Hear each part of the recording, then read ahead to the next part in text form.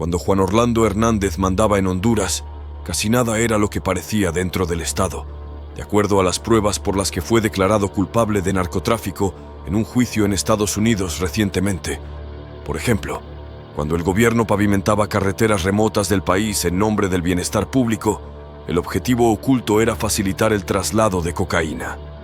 Las fuerzas de seguridad que debían encargarse de combatir el crimen en realidad protegían los transportes de droga dirigida a EUU.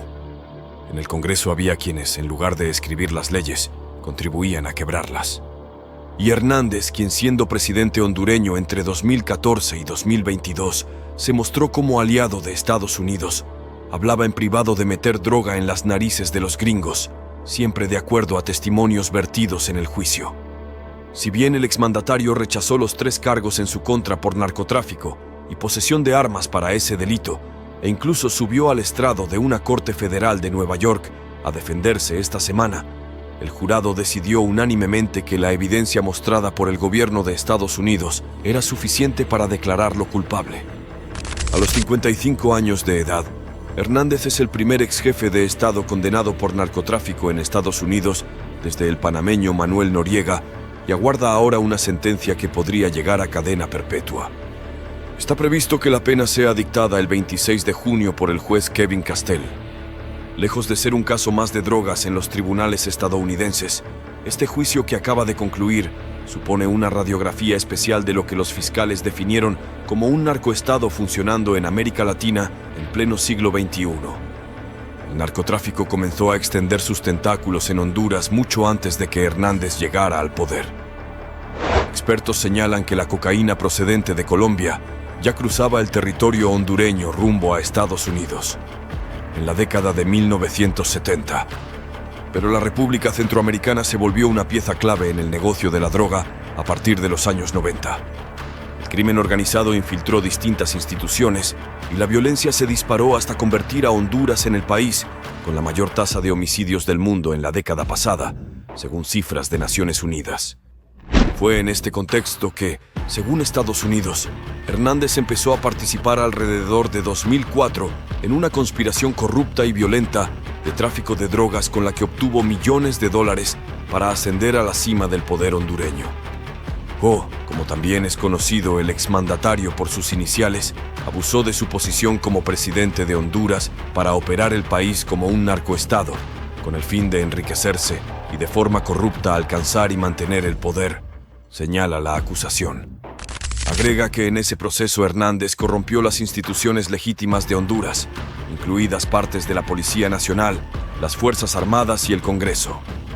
El fiscal general de Estados Unidos, Merrick Garland, sostuvo al conocerse el veredicto que en el gobierno de Hernández se permitía a los narcotraficantes violentos operar con virtual impunidad y los pueblos de Honduras y Estados Unidos se vieron obligados a sufrir las consecuencias.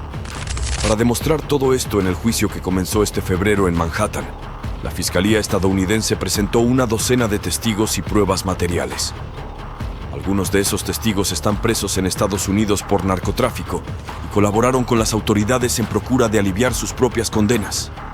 Pero coincidieron en algo. Dijeron bajo juramento haber sobornado a Jo y otros políticos hondureños para proteger sus negocios. Fabio Lobo, quien es hijo del expresidente hondureño Porfirio Pepe Lobo y cumple una pena de 24 años de cárcel por narcotráfico, testificó que entregó dinero a Hernández y que su propio padre recibió pagos del cartel local Los Cachiros. Predecesor de Jo en la presidencia hondureña entre 2010 y 2014 por el conservador Partido Nacional de ambos, Lobo rechazó de inmediato desde Tegucigalpa la afirmación de su hijo, a quien aludió como uno más de estos delincuentes que habla tonteras allá en Estados Unidos. Otros políticos hondureños salpicados en el juicio también han negado tener vínculos con el tráfico ilícito de drogas. Pero una señal del grado de penetración de los narcos en la política de Honduras la dio el propio Hernández cuando subió al estrado el martes, buscando librarse de los cargos en su contra, y el fiscal le preguntó si los traficantes tenían candidatos de su preferencia. «Apoyan a todos», respondió el expresidente. «O al menos tratan». Distintos narcos testificaron haber contribuido a las conquistas electorales de Hernández con sobornos. Alexander Ardón, otro hondureño que está preso en Estados Unidos por narcotráfico, dijo que financió campañas de Porfirio Lobo y de Joa, además de haber comprado votos para ser el mismo alcalde de El Paraíso, un municipio del departamento de Copán limítrofe con Guatemala. El exalcalde relató que entregó $2 millones a Lobo antes de las elecciones de 2009 y en una reunión entre ambos donde también participó Hernández, les formuló 3 pedidos: estar a salvo de investigaciones de fiscales, un empleo público para su hermano Hugo y mejoras en las carreteras de su municipio para agilizar el pasaje de la cocaína hacia Guatemala. Poco después, Lobo fue electo presidente.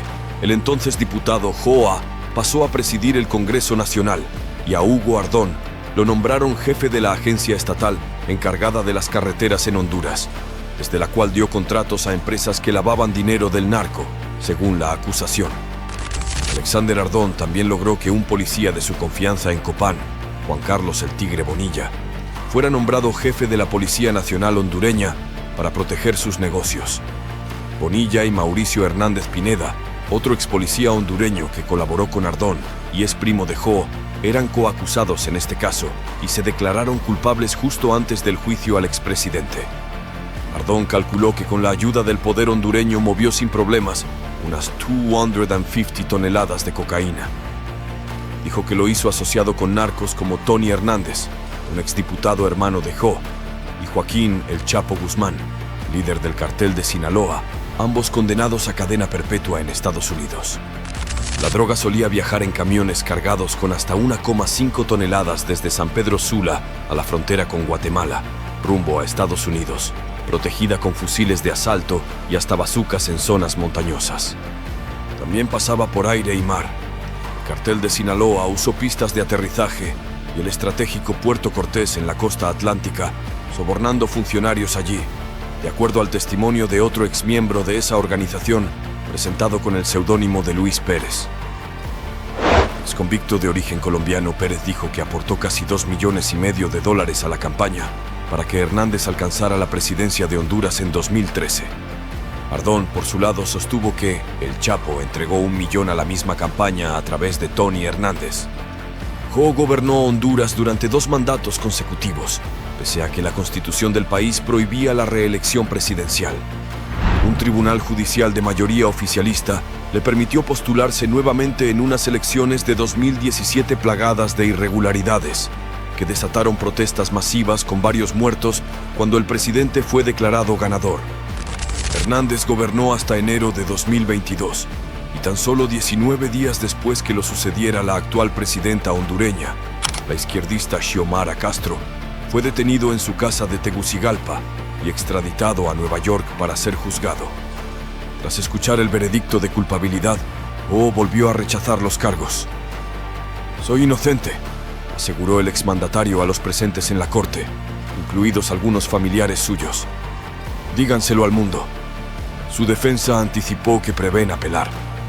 Durante el juicio, Hernández y sus abogados buscaron descalificar a los testigos cooperantes como mentirosos profesionales que buscaban vengarse porque su gobierno los persiguió, diciendo lo que los fiscales querían para beneficiarse ellos mismos. El expresidente presentó como testigos a su favor a 3 generales hondureños que hablaron de su labor durante el gobierno de Cho y las medidas de seguridad tomadas. Pero también hubo testimonios contra Hernández de personas libres de cargos, como un excontador de una arrocera hondureña, presentado con el nombre ficticio de José Sánchez. Este testigo protegido del gobierno de Estados Unidos dijo que vio a Hernández recibir maletines de dinero del narco Giovanni Fuentes Ramírez en Honduras. «Le vamos a meter la droga a los gringos en sus narices», le dijo Jo a ese narco según el relato de Sánchez. No está claro cuándo exactamente Hernández comenzó a caer de la estructura de poder que dominaba.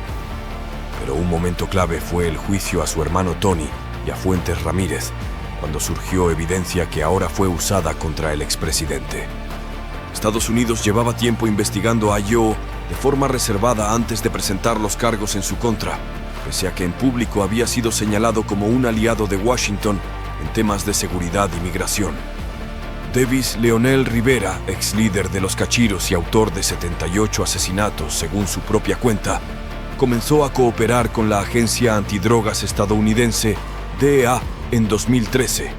el mismo año en que pagó un soborno de $250,000 a Joe de acuerdo a su testimonio en el juicio. Hasta ese momento, su alianza con Joe parecía inquebrantable. Ahora bajo cadena perpetua en Estados Unidos, Rivera testificó que los hermanos Arnulfo y Luis Valle, líderes de uno de los principales grupos narcos de Honduras, quisieron asesinar a Hernández al inicio de su primer mandato.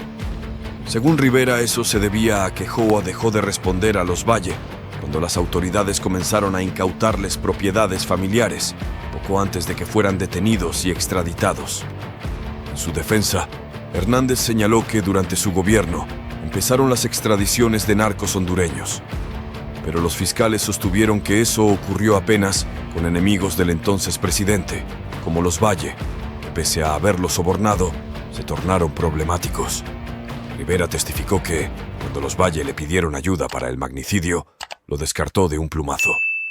No estaba en mi pensamiento matar a mi socio, explicó.